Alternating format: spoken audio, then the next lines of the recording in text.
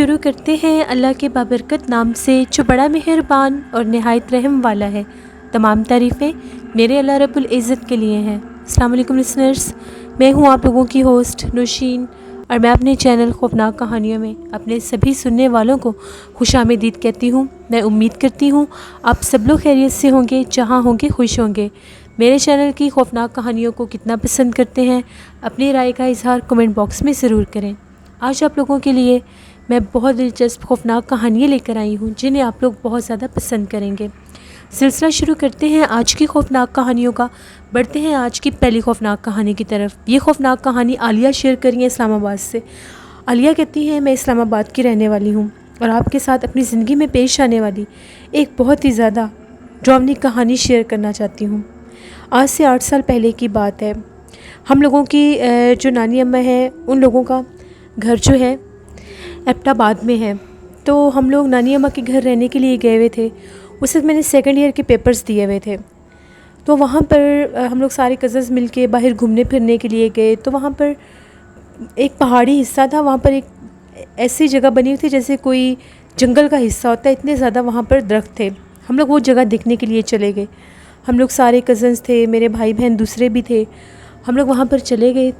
अब ये लोग सारे जैसे पिक्स बना रहे थे, इधर उधर घूम फिर रहे थे। मैं और मेरी कज़न हम लोग चलती चलती दरख्तों से थोड़ा आगे आ गए। वहाँ पर हम लोगों ने देखा एक दरख्त के साथ एक बॉटल बांधी हुई थी। वो बॉटल जैसे सिरप वाली बॉटल होती है ब्राउन कलर की, वो बॉटल बाकायदा बांधी हुई थी। हम लोग हंसने लगे कि ये देखो दरख्त के साथ किसी ने सिरप की बॉटल बांधी हुई है, शायद यहाँ पर किसी ने सिरप पीकर बांध दिया होगा। मेरी कज़न भी हंसने लगी और मैं भी हंसने लगी। मेरी कज़न कहती है आओ पास से जाकर देखते हैं कि ये किस चीज़ की बॉटल है। हम लोग पास चली गई तो वो ना बॉटल बिल्कुल हम लोगों का हाथ थोड़ा सा ऊपर हाथ करते थे तो हाथ भी जा रहा था, उसका भी हाथ जा रहा था, मेरा भी जा रहा था। हम लोगों ने ऐसे उछल के उसको छेड़ने की कोशिश की, मेरा हाथ लगा, वो बॉटल बहुत ज़ोर से ऐसे घूमने लगी और एकदम वो दरख्त के साथ लगी और बॉटल टूट गई। जैसे वो बॉटल टूटी, उस बॉटल के अंदर से पता नहीं क्या चीज़ गिरी। वो ऐसे था जैसे कपड़े सीने वाली सुइयाँ होती हैं, वो उनके साथ एक कपड़ा था। उस कपड़े के ऊपर वो ढेर सारी सुइयाँ लगी हुई थी और उसके ऊपर सर के बाल लपेटे हुए थे और एक काले रंग की, उसके अंदर एक काले रंग की पर्ची सी थी, उसके ऊपर रेड कलर का कुछ लिखा हुआ था और एक बहुत डरावना सा कोई चेहरा भी बना हुआ था। हम लोगों ने जैसे उसको देखा, मेरी कज़न कहती ये तो ऐसे लग रहा है जैसे कोई जादू है, किसी ने जादू किया हुआ था। मैंने उसे कहा छोड़ो परे, हमें क्या, चलो यहाँ से चलते हैं। जैसे हम लोग वहाँ से वापस आई, हम लोग तेज़ी से उस हिस्से से निकल आई। मुझे एकदम से ऐसा लगा कि जैसे किसी ने मेरा दुपट्टा पकड़ा है। मैंने पीछे पलट कर देखा तो वहाँ पर कोई झाड़ी नहीं थी, कोई पौधा नहीं था जिसके साथ मेरा दुपट्टा अटकता, लेकिन बाकायदा मेरे गले से मेरा दुपट्टा जैसे किसी ने खींचा है। मैंने अपनी कज़न से कहा मेरा दुपट्टा किसी ने खींचा है। कहते तुम साथ ही वहम करने लग गई हो, ऐसा वैसा कुछ भी नहीं है, चलो आओ हम चलते हैं। मेरा सर बहुत ज़्यादा भारी होने लग गया, ऐसा लगता है मेरे सर में दर्द शुरू हो गया, मेरी आंखें बहुत ज़्यादा भारी सी हो रही थी। हम लोग वापस आ गए। अब हम लोग जब वापस आए तकरीबन मगरिब के बाद हम लोगों ने खाना वगैरह खाया। हम लोग सारी कज़न्स थी, सर्दियों का मौसम था। तो हम लोग जिस कमरे में सो रहे थे उस तरह ऐसे सेटअप किया हुआ था कि नीचे हम लोगों ने कुछ मैट्रेस बिछाए हुए थे, उसके ऊपर मेरी कज़न्स थी, मेरी बहन थी। मैं विंडो वाली तरफ एक सिंगल बेड होता था, मैं वहाँ पर लेटी हुई थी। मैंने लोगों से ये कहा कि मैंने इधर ऊपर अकेले सोना है, मेरी तबीयत नहीं ठीक, तुम लोग सारी नीचे सो जाओ। वो लोग सो गई। हम लोगों ने कर्टन भी आगे किए हुए थे, कमरे का दरवाज़ा भी बंद किया हुआ था। हम 5-6 लड़कियाँ थी एक कमरे में, 2 मेरी बहनें थी और 3 मेरी कज़न्स थी, एक मैं थी। जैसे हम लोग सोए, तकरीबन आधी रात का टाइम हुआ होगा, मुझे इस तरह से महसूस हुआ कि मेरे साथ उस सिंगल बेड पर जैसे कोई लेटा है। मुझे ये लगा कि मेरी बहन होगी या मेरी कज़न होगी, नीचे तंग हो रही होंगी तो ऊपर आ गई है। मैं रिलैक्स होकर लेटी रही, मेरे जहन में कुछ भी नहीं था। एकदम से मुझे ऐसा महसूस होने लगा जैसे बिल्कुल हल्के हल्के मेरे सर के बाल कोई खींच रहा है। मुझे अब बार बार यही लग रहा था मेरी कज़न मुझे तंग करने की कोशिश कर रही है, अभी मुझे डराने की कोशिश कर रही है। मैं उसको बार बार कह रही थी मारिया मुझे तंग मत करो, मेरी कज़न का नेम मारिया था। मैं उसे बार बार कह रही थी मारिया मुझे तंग मत करो। अब वो मुसलसल कोई हल्के हल्के मेरा एक एक बाल जैसे कोई खींच रहा है। मुझे अजीब सी तकलीफ़ हो रही थी, पहले ही मेरे सर में दर्द थी। मैंने कहा कि अब इसने मेरे बालों की तरफ हाथ किया तो मैं इसका हाथ पकड़ लूँगी। जैसे उसने फिर मेरे बाल खींचे, मैंने उसका हाथ पकड़े, मैंने पीछे ही हाथ किया, मेरी कमर थी उस तरफ। मैंने पीछे हाथ किया तो मेरे बाकायदा मैंने एक हाथ पकड़ा, लेकिन वो जो हाथ था वो हाथ ऐसे था जैसे किसी जानवर का हाथ है। जानवर का हाथ उसको इस तरह से कह सकते हैं कि वो उसके ऊपर जो बाल थे वो ऐसे थे जैसे किसी बिल्ली या किसी जानवर के जिस्म पर बाल होते हैं। मैंने जब वो हाथ पकड़ा, वो हाथ मेरे हाथों में था जैसे मैंने ऊपर से उस हाथ को पकड़ा हुआ था। नेल्स बहुत लंबे थे, मेरे हाथों के साथ वो नेल्स भी टकराए। अब मेरी हालत ऐसे हो गई थी जैसे मेरा जिस्म बेजान हो चुका है। मैं चीखना चाह रही थी, मुझसे चीखा नहीं जा रहा था। मैंने फ़ौरन से पीछे जब पलट कर देखा तो मेरे बेड पर कोई भी नहीं था, जबकि मैंने बाकायदा किसी हाथ को पकड़ा था। मैंने देखा मेरी कज़न सोई हुई थी, मेरी बहनें सोई हुई थी। मैं बहुत ज़्यादा डर गई। मैंने उन्हें नहीं जगाया। मैं फ़ौरन से उस कमरे से बाहर निकली जहाँ पर मेरी अम्मी सो रही थी। मैं उनके पास जाने लगी। वो बिल्कुल नानी अम्मा के कमरे में सो रही थी। नानी अम्मा का कमरा हम लोगों के कमरे से थोड़ा सा ही दूर था। सेंटर में टीवी लाउंज था और सामने उनका कमरा था। मैं उस कमरे से बाहर निकली, कमरे का दरवाज़ा खुला हुआ था। तो मैं जैसे ही गई, मैंने देखा अम्मी बहुत गहरी नींद में सोई हुई थी। मेरा दिल ही नहीं चाहा कि मैं उन्हें जगाऊँ। मैंने आयतल कुर्सी पढ़ी। मैंने कहा मैं वापस चली जाती हूँ, पता नहीं शायद मैं डर गई होगी, नींद में डर गई होंगी। ऐसा कुछ भी नहीं है। जैसे ही मैं उस कमरे में वापस आई कि मैं जाकर लेटती हूँ, जिस बेड पर मैं सोई हुई थी उस बेड के ऊपर एक स्याह कलर का वजूद, उसका कद बहुत ज़्यादा लंबा था, बेड से भी लंबा था। वो उस बेड के ऊपर बाकायदा कोई लेटा हुआ था और उसी स्टाइल में लेटा हुआ था जैसे मैं करवट पर लेटी हुई थी। उसे देखने की देर थी, मैंने चीखना शुरू कर दिया। जब मैंने शोर मचाया, सब जाग गए। क्या हुआ है, क्या हुआ है? लाइट जल गई। मैंने लोगों को बताया कि अभी बेड पर कोई लेटा हुआ था। सब ने मुझे कहा कि तुम वहाँ पर क्या कर रही थी, तुम कमरे से बाहर क्यों गई थी? अब वो चीखो पुकार इतना ज़्यादा था कि अम्मी भी जाग गई, नानी अम्मा भी जाग गए, सब लोग आ गए। मैंने सबको सारी बात बताई कि मैं सोई हुई थी तो ये सब मेरे साथ हुआ है। मैंने हाथ पकड़ा है बाकायदा और मैंने वहाँ पर किसी को लेटे देखा है। जैसे ही वो मेरे बेड की तरफ देखा, वहाँ पर तो कुछ भी नहीं था, लेकिन एक अजीब बात थी। उस बेड के ऊपर बारीक बाल थे स्याह कलर के। वो बाल ऐसे थे जैसे किसी जानवर के जिस्म के बाल होते हैं, थोड़े से ग्रे, थोड़े से ब्लैक और बिल्कुल बिल्कुल छोटे छोटे बाल थे वो। मैंने उन लोगों को दिखाया कि ये बाल भी देख ले। मैंने हाथ पकड़ा था। सब बहुत ज़्यादा डर गए, मेरी तबीयत बहुत ज़्यादा ख़राब हो गई। खौफ मेरे अंदर इस हद तक आ गया कि पता नहीं क्या हो गया। मेरी कज़न ने वो बात भी बता दी कि हम लोगों के साथ आज ऐसा हुआ था। अम्मी ने तो बहुत डांटना शुरू कर दिया कि पता नहीं वो क्या था क्या नहीं। वो मेरे से वो बॉटल टूटी थी, लेकिन मेरी कज़न को कुछ भी नहीं हुआ और मुझे इस तरह से वो डराना शुरू कर दिया किसी ने। अम्मी ने मुझे ये कहा कि तुम आ जाओ उधर नानी अम्मा के कमरे में, मेरे साथ आ जाओ। मैं उनके साथ चली गई। मेरी कज़नें भी डरने लगी। हम लोगों ने यहाँ पर नहीं सोना, तो उन लोगों ने भी लाइट जला ली कमरे की। अब मैं अम्मी के पास सोने के लिए चली गई। उधर मुझे नींद नहीं आ रही थी। मैं उठ के वापस आ गई। मेरी कज़न्स अभी जाग रही थी, मेरी बहनें भी जाग रही थी। लोगों ने कमरे की लाइट जलाई हुई थी।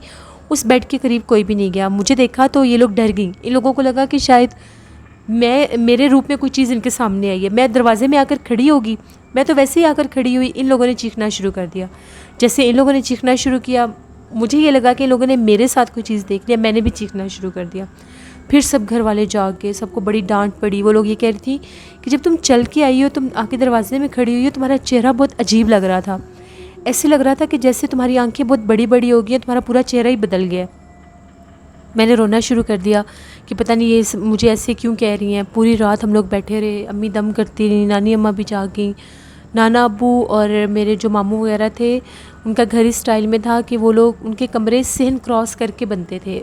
उन लोगों को हम लोगों की आवाज़ें नहीं आई। वो लोग उधर सो रहे थे। फजर का टाइम हुआ, सब ने नमाज़ पढ़ी। अम्मी ने मुझे कहा कि उठो तुम भी नमाज़ पढ़ो। मैंने भी वज़ू किया, नमाज़ पढ़ी। जैसे ही मैं नमाज़ पढ़ रही थी, मैं दुआ मांग रही थी, जिस कमरे में हम लोग सोई हुई थी उसके बाहर एक बिल्कुल कोना सा था। वहाँ पर सब नमाज़ पढ़ते थे। उस जगह को बड़ा पाक साफ़ रखा हुआ था। उधर जूते वाले पाँव नहीं थे लेकर जाते। वहाँ पर 2 जाए नमाज़ आते थे। एक अगला जाए नमाज़ मेरी कज़न पहले नमाज़ पढ़ी थी। जब मैंने वहाँ पर नमाज़ पढ़ी तो पीछे वाले जाए नमाज़ पर मेरी बहन पढ़ी थी। उसने नमाज़ पढ़कर जाए नमाज़ को तय लगा कर रख दिया। अब वो लोग सारी उस कमरे में चली गई। मैं अकेली बाहर नमाज़ पढ़ी थी। जैसे ही मैंने नमाज़ पढ़ी, मैंने दुआ मांगी, मैंने आंखें खोली तो मैं उठने लगी तो मुझे ऐसा लगा कि कोई बिल्कुल पास आकर मेरे पीछे खड़ा हुआ है। मुझे लगा शायद कोई मेरी कज़न या अम्मी वगैरह में से कोई होगा कि मैं नमाज़ पढ़ ली है, वो आ गए। अब मैं उठने लगी तो मुझे पाँव नज़र आए। वो पाँव ऐसे थे जैसे पंजे वाले पाँव होते हैं, बहुत लंबे पाँव थे। इतने खौफनाक पाँव थे, स्याह कलर के। हल्की सी मेरी नज़र पड़ी, मेरी हिम्मत ही नहीं हुई कि मैं आगे देख सकूं, पलट के पीछे देखूं। मैं सजदे में गिर गई और मैंने रोना शुरू कर दिया। जैसे मेरे रोने की आवाज़ सुनी सबने, पास ही कमरा था, उन लोगों ने कहा कि क्या हुआ है, तुम क्यों रो रही हो। मेरे से सबने पूछा कि आलिया तुम क्यों रो रही हो। मैंने बताया कि अभी मैं दुआ मांग कर उठने लगी हूँ तो वो फिर मेरे पीछे कोई खड़ा हुआ था, उसके पाँव इस तरह के थे। अब बहुत ज़्यादा सब डर गए। जब सुबह का टाइम हुआ, 7 बजे का टाइम था, तो मुझे बहुत सा बुखार हो गया। अम्मी ने यही कहा कि हम लोग यहाँ से वापस चलते हैं, पता नहीं ये क्यों डर रही है इतना ज़्यादा। हम लोगों को आए हुए भी 2 दिन हुए थे। हम लोग 12 बजे तक हम लोग वहाँ से निकल पड़े, हम लोग घर वापस आ गए। मेरे बाबा साथ नहीं गए हुए थे, वो घर पर ही थे, और मेरे बड़े भाई भी घर पर थे, छोटा भाई हम लोगों के साथ था। सारे रास्ते मेरी यही हालत रही। सारे रास्ते मुझे ऐसा महसूस होता था कि मुझे जैसे मेरे सर के ऊपर कोई बोझ डाल रहा है, किसी ने मेरे सर को पकड़ा हुआ है। हम लोग वापस पहुंच गए। अम्मी ने ये बात आकर अब्बू को भी बताई, वो भी बड़े परेशान हो गए। अब्बू ने ये कहा कि उनके एक दोस्त थे, उनके पास मैं लेकर जाऊंगा, तुम्हें वो दम करेंगे तो तुम ठीक हो जाओगी, हो सकता है किसी चीज़ से डर गई हो। अब मेरा जो रूम था, मेरा और मेरी जो सेंटर वाली सिस्टर थी, हम लोगों का एक रूम था। मेरी जो बड़ी सिस्टर थी उनका रूम अलग था, मेरे भाइयों का अलग रूम था। अब मैं और मेरी सिस्टर हम लोग अपने रूम में चली गई। बहुत शदीद उस दिन भी ठंड थी। मैं भी ब्लैंकेट लेकर लेट गई। हम लोगों के सिंगल बेड थे, सेंटर में थोड़ा सा गैप था। मैं भी ब्लैंकेट लेकर लेट गई और मेरी सिस्टर भी ब्लैंकेट लेकर लेट गई। मेरी बड़ी सिस्टर आई, जैसे वो कमरे में आई उसने शोर मचा दिया। अब जब मेरी सिस्टर ने चीखना शुरू किया, हम लोग अपने अपने ब्लैंकेट से उठी कि इसको क्या हो गया। मेरी बड़ी सिस्टर कहती है कि आलिया के ब्लैंकेट में मैंने किसी को बाकायदा बैठे देखा है, जैसे ये लेटी हुई है और इसके ब्लैंकेट में सर के ऊपर ब्लैंकेट लेकर कोई बैठा हुआ है। उसको ये लगा कि शायद मेरी छोटी बहन होगी, लेकिन वो तो अपने बेड पर थी। अब फिर बहुत ज़्यादा हम लोग डरने लग गए। अब्बू को बुला लिया, अब्बू भी आ गए। अब्बू ने ये कहा कि शाम से पहले ना इसको किसी आमिल के पास लेकर चलते हैं जो दम करते हो। वो जिनको अब्बू जानते थे उनको कॉल की, वो वहाँ पर थे नहीं। उन्होंने किसी और का बताया। वो जो थे वो ज़रा आबादी से हट कर थे, वो भी एक पहाड़ी इलाका था बिल्कुल, वहाँ पर वो आमिल साहब थे। जब वहाँ पर लेकर गए, वो इतनी डरावनी जगह थी, ऐसे लग रहा था जैसे पहाड़ों में कोई छोटा सा घर नुमा कोई जगह है। मुझे वहाँ पर लेकर गए। मैं अब्बू के साथ थी, अम्मी भी साथ थी, मेरे भाई भी दोनों साथ थे। मेरी बहनें बहुत डर रही थी, वो कहती थी हमने घर पे नहीं रहना। वो लोग भी आ गए, हम लोग सब गाड़ी में जा रहे थे। जब मुझे वहाँ पर उतार कर लेकर गए उनके पास, मेरे बहन भाई सारे साथ थे। जैसे ही मैं वहाँ पर दाखिल हुई तो मैंने उस मखलूक को, उसका चेहरा मैंने देखा। वहाँ पर एक दरख्त के साथ बाकायदा वो खड़ा हुआ था। उसका कद बहुत बड़ा था, ऐसे लगता था जैसे वो कोई मर्द है, कोई आदमी है, लेकिन उसका चेहरा बहुत ज़्यादा खौफनाक था और मुझे देख के हंस रहा था। मैंने जब उसका चेहरा देखा, मैं वहीं पर गिरी और बेहोश हो गई। वो एक शोर मच गया वहाँ पर, सब ने उठाया। वो जो आमिल साहब थे उनका वो कोई ऐसे बरामदा सा बना हुआ था, उसके आगे पर्दे लगे हुए थे, वहाँ पर मुझे लिटाया। उन्होंने कोई दम किया। उनका ये कहना था कि इसने किसी का चिला किया हुआ, किसी जिन्नात को, जिन को कैद किया हुआ था, जो इस लड़की ने आज़ाद किया, और वो जिन इसके साथ है, अभी भी इसके साथ है। यहाँ पर इस अहाते तक वो आया, वो इससे पहले यहाँ पर आ गया था। फिर उन्होंने कहा कि इसका अमल करना पड़ेगा, तकरीबन 41 दिन का चिला करना पड़ेगा उस जिन को दोबारा कैद करने के लिए। इस लड़की को 41 दिन आपने अकेले नहीं छोड़ना। अगर आप अकेले छोड़ेंगे तो इसको जानी नुकसान भी दे सकता है। 1 मिनट के लिए भी अगर इसको अकेला छोड़ा तो इसको मार देगा, क्योंकि हमने अब इसका चिला करना है। उन्होंने मुझे तावीज़ दिए, कुछ अजीबो गरीब तरह के, जैसे कोई लोहे के कुछ कड़े से थे, वो मेरे हाथों में पहना दिए। मुझे वापस ले आए, मेरे माथे के ऊपर एक स्याह कलर की पट्टी बांध दी, उसके ऊपर कुछ लिखा हुआ था कि वो मेरे सर के करीब ना आ सके। इतने बुरे मैंने वो 41 दिन गुजारे, इतने खौफनाक वो 41 दिन थे। मेरे बहन भाई 24 घंटे मेरे साथ होते थे, यहाँ तक कि सब डरते थे कि पता नहीं क्या हो जाएगा। हमारे घर में अजीबो गरीब काम होते थे। एक स्याह कलर का साया सबको दिखता था। कभी ऐसा लगता था कि हम लोग अगर कमरे में नहीं हैं तो हम लोगों के बेडों के ऊपर कोई उछल रहा है, बेड के ऊपर किसी की छलांगे लगाने की आवाज़ आती थी। जब अंदर जाके देखते थे तो कुछ भी नहीं होता था। कभी ऐसा लगता था कि हम लोगों के किचन में कोई फ्रिज की जैसे विंडो को खोलकर ज़ोर से कोई बंद करता है, वो आवाज़ आती थी। हम लोगों की गाड़ी, हम लोगों की कार पोर्च में खड़ी होती थी, तो बाकायदा ऐसा लगता था जैसे गाड़ी के ऊपर जाकर जैसे रात के टाइम ज़ोर ज़ोर से कोई हाथ मार रहा है। बहुत ज़्यादा भयानक वो 41 दिन थे। और इन 41 दिनों में हम लोगों के घर के बाहर इतने कुत्ते भौंकते थे, इतने कुत्ते भौंकते थे, जैसे पूरे शहर के कुत्ते इकट्ठे होकर हम लोगों के घर के आगे आ गए हैं। 41 दिन मैं हिफाजत में रही। कुरान पाक हम लोगों के घर में पढ़ा जाता था, लगाते भी थे, उसकी तिलावत भी करते थे। मेरे अम्मी अब्बू, मेरे भाई बहन, मेरे लिए बहुत उन लोगों ने मेरी हिफाजत की। मुझे एक लफ्ज़ बताया था उन्होंने, 41 दिन मैंने वो लफ्ज़ पढ़ा। मुझे 41 दिन के बाद वहाँ पर लेकर गए, वो कड़े उतारे, वो पट्टी उतारी मेरे सर से। फिर एक बॉटल में वो सारा कुछ डाला गया, मेरे बालों की एक लट काटी गई, उसके ऊपर लपेट कर सेम वैसे ही जैसे हमने वो चीज़ें उधर देखी थी वो करके, वो जो आमिल थे उन्होंने अपने जो उनकी उस जगह थी, उनका जो घर था, वो जो भी उनकी जगह थी जहाँ पर वो करते थे, उसके बाहर एक बहुत बड़ा पीपल का दरख्त था, उसके ऊपर उन्होंने इसको बांध दिया। जैसे वो बांधते गए, उस पूरे इलाके में इतनी शदीद आंधी आई, ऐसे लग रहा था कि दरख्त टूट जाएंगे। तूफ़ान आ गया, इतनी बारिश हुई, वो बारिश रुकी। हम लोग वापस गए। फिर उन्होंने ये कहा कि एक बकरे को आपने कल अपने घर के आगे ज़िबा करना है और वो सदका कर देना है। फिर एक काले रंग का बकरा लेकर आए, मेरे अब्बू उसको ज़िबा किया, सदका दिया।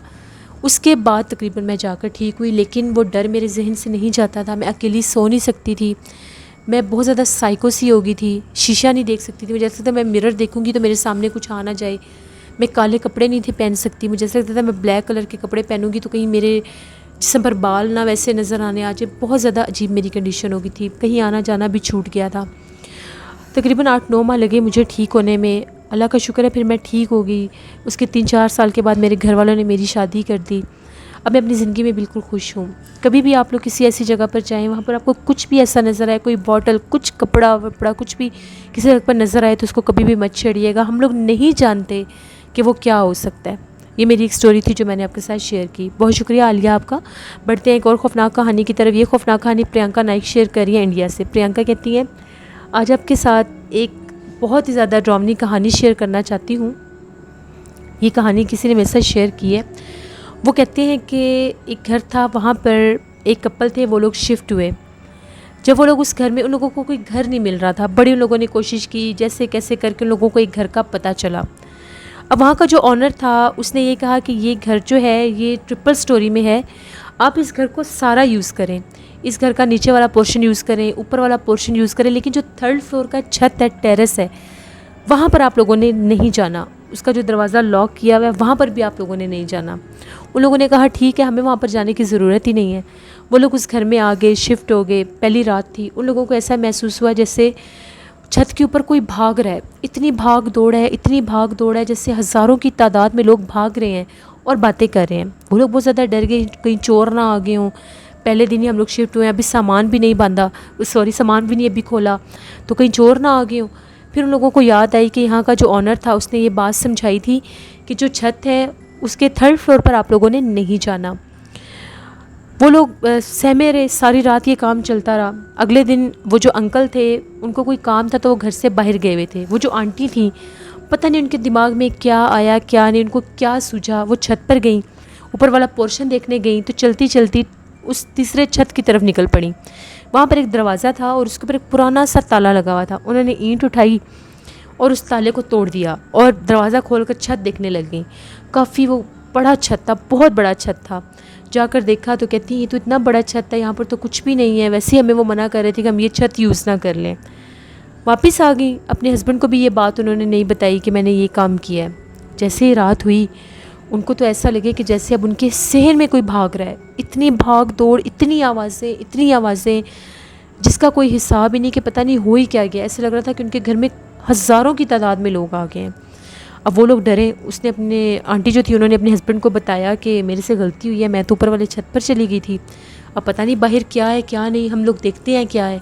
जैसे उन लोगों ने झांक कर देखा तो वो लोग क्या देखते हैं कि उनकी जो सहन में सीढ़ियाँ हैं, उन सीढ़ियों में बेतहाशा लोग बैठे हुए हैं। जैसे सैकड़ों की तादाद में लोग बैठे हुए हैं, पूरा सहन भरा हुआ है लोगों का। उनके चेहरे बहुत भयानक हैं। वो लोग बहुत डर गए कि ये पता नहीं क्या है क्या नहीं, क्या हमसे ख़ता हो गई है जो हमने जाकर दरवाज़ा खोल लिया। आंटी ने अल्लाह से माफ़ी मांगने लग गए। बड़ी उन लोगों ने कोशिश की कि अल्लाह हमारी मदद करे। वो लोग मुस्लिम थे। अगले दिन वो लोग एक आमिल साहब को लेकर आए कि हम लोगों से ये गलती हो गई है। ऑनर को लोगों ने ये बात नहीं बताई। आमिल साहब आए, जैसे वो छत पर गए, जैसे वो उन लोगों ने जाकर वो छत देखा, वो आमिल साहब ने, तो वो कहते हैं कि उस छत के ऊपर सैकड़ों की तादाद में कौवे मरे पड़े थे। वहाँ पर मुर्दा कौवे थे। उनका ये कहना था कि ये कौवों का मरना अच्छा शगन नहीं है, जितनी जल्दी होता है आप यहाँ से निकल जाएं, ये घर छोड़ दें, वरना आपको ये मखलूक जानी नुकसान पहुँचा देगी। इस छत के ऊपर जिन्नात के कबीले कैद थे। किसी पीर फ़कीर ने बहुत कदीम साल पहले इस छत के ऊपर उनको कैद किया हुआ था, जिसको आपने खोल दिया और आज़ाद कर दिया। अब वो पूरे घर में भागते फिरते हैं। उन्होंने इन परिंदों को भी मार दिया है। वो लोग इतना डरे, उन लोगों ने वो घर ही छोड़ दिया। अपनी जान बचाकर वो निकले। जो सामान बांधा हुआ था, जितना था जैसा था, वो लेकर वहाँ से निकल गए। एक उनकी छोटी सी गलती उनको जानी नुकसान भी दे सकती थी। ये एक स्टोरी थी जो प्रियंका नाइक ने शेयर की इंडिया से। बहुत शुक्रिया प्रियंका आपका। बढ़ते हैं एक और खौफनाक कहानी की तरफ। ये खौफनाक कहानी सिंड्रेला शेयर कर रही है सिंध से। सिंड्रेला कहती है कि मेरी एक फ्रेंड है, उसने मेरे साथ एक स्टोरी शेयर किया। वो बताती है कि हम लोगों के इलाके में एक जगह है, एक रोड है बाकायदा। उस रोड के पास एक दरख्त है। उस दरख्त के पास से कोई भी अगर ओवर स्पीडी होकर गुजरता है, उसका एक्सीडेंट हो जाता है। एक दफ़ा ऐसा हुआ कि मेरी फ्रेंड के भाई और उनके दोस्त उस दरख्त के पास से गुजर रहे थे। उन लोगों का बहुत सीवियर एक्सीडेंट हुआ, लेकिन अल्लाह ने उन लोगों को बचा लिया। बहुत चोटें भी लगीं। वो जगह मशहूर थी। उसके बाद वो जो मेरी फ्रेंड के भाई थे, उनको इतनी चोटें नहीं थी आई, उनके दोस्त को बहुत चोटें आई थी। दूसरी दफ़ा वो अकेले वहाँ से बाइक लेकर गुजरने लगे। उनका इतना सीवियर एक्सीडेंट हुआ। उस वक्त उनकी स्पीड भी बिल्कुल स्लो थी। उनका फ्रैक्चर हो गया, बाजू भी फ्रैक्चर हो गया, उनकी लेग भी फ्रैक्चर हो गई, और बाइक इतनी बुरी तरह टूटा कि वहाँ के लोग कानों को हाथ लगा रहे थे कि किसी चीज़ के साथ टकराए भी नहीं है, और इनका इतना ज़्यादा शदीद एक्सीडेंट हो गया।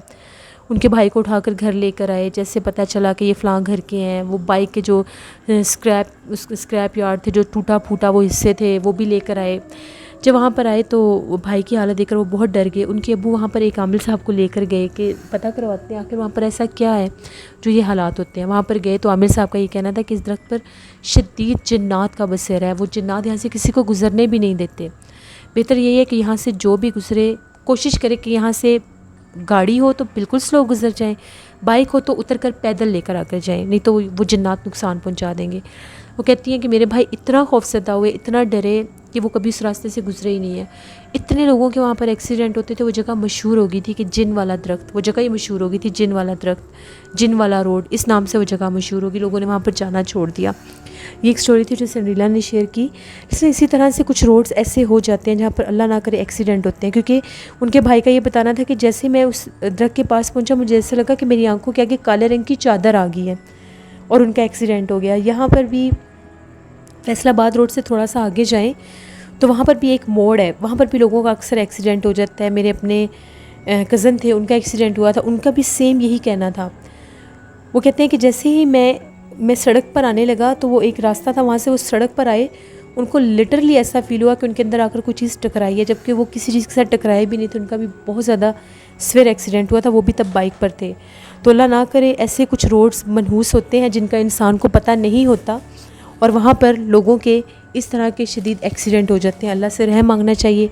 किसी ऐसी जगह का अगर आप लोगों को पता भी हो तो वहाँ से गुज़रने से पहले हमेशा कोशिश करें आयतुल कुर्सी पढ़ें और बिल्कुल स्लो स्पीड में गुजरें। और सबसे बड़ी बात है, कभी भी सफ़र पर जाएं तो सदका खैरात करके जाया करें, आयतुल कुर्सी पढ़कर अपने घर से निकला करें। इंशाल्लाह अल्लाह पाक सबको अपने हिफ्ज़ व अमान में रखेगा। लिस्टर्स, ये थी आज की खौफनाक कहानियाँ। अपना फ़ीडबैक मुझे ज़रूर दें, आप लोगों को कैसी लगी। आप लोग भी अपनी खौफनाक कहानियाँ शेयर कर सकते हैं डिस्क्रिप्शन बॉक्स में दिए गए ईमेल आईडी nosheermilk57@gmail.com पर। इसके अलावा आप लोग मुझे कमेंट बॉक्स में भी स्टोरी शेयर कर सकते हैं। जिनज़ादी नावल मैंने कंप्लीट कर लिया है। इंशाल्लाह इसके बाद मैं आप लोगों के साथ कोई और बहुत ज़्यादा हॉरर नावल लेकर आऊँगी। परसों नया नावल स्टार्ट होगा। जिन लोगों ने अभी तक जिनज़ादी नावल स्टार्ट नहीं किया, नहीं सुना, उसको जाकर ज़रूर सुने, आपको बहुत पसंद आएगा। हॉरर उर्दू सेंटर मेरा सेकंड हॉरर चैनल है, उसको भी जाकर सब्सक्राइब करें। मेरे बहुत से सब्सक्राइबर्स ने अभी उसको सब्सक्राइब नहीं किया। Do subscribe my channel. मुझे आप लोगों की सपोर्ट की अशद ज़रूरत है। इंशाल्लाह कल आप लोगों के साथ फिर मुलाकात होगी किसी नई खौफनाक कहानी में। अपना बहुत सा ख्याल रखिएगा। अपनी ढेरों दुआओं में मुझे, मेरे वालिदैन को, मेरी फैमिली को ज़रूर याद रखिएगा। Thank you for watching. Stay blessed. अल्लाह निगहबान।